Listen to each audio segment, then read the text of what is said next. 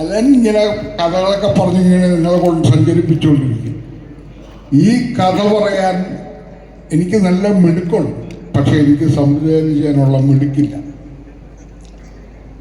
അഭിനയിക്കാൻ അറിയാവുന്നുള്ളത് കൊണ്ടാണ് ഞാൻ ജിസ് മോൻ ജോയ് എന്ന് പറയുന്ന സംവിധായകൻ എന്നെ അഭിനയിക്കാൻ വിളിച്ചതെന്നാണ് എനിക്ക് തോന്നുന്നത്.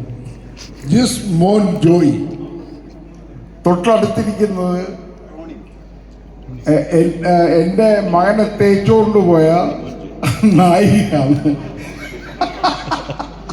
സന്തോഷം, എല്ലാവരെയും ഒരുമിച്ച് കാണാൻ പറ്റിയതിലും ഇങ്ങനെ തേക്കാൻ പറ്റുന്നില്ല.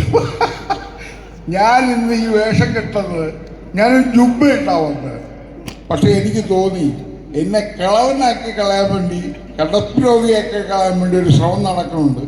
എന്നാൽ പിന്നെ ടീഷർട്ട് വരാം എന്ന് പറഞ്ഞിട്ട് തൊട്ടടുത്ത കടയിൽ നിന്ന് വാങ്ങിച്ചിട്ട് ടീഷർട്ടാണ്. സത്യസന്ധമായിട്ട് ഞാൻ പറയുകയാണ്, ഈ ടീഷർട്ട് ഞാൻ അവിടെ കൊണ്ട് പൈസ വഹിച്ചിരിച്ചു.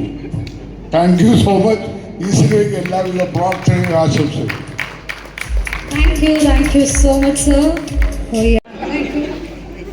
വഴിയുണ്ടാക്കാം, പ്രൊഡ്യൂസർ ചോദിച്ചിട്ട് വഴിയുണ്ടാക്കാം.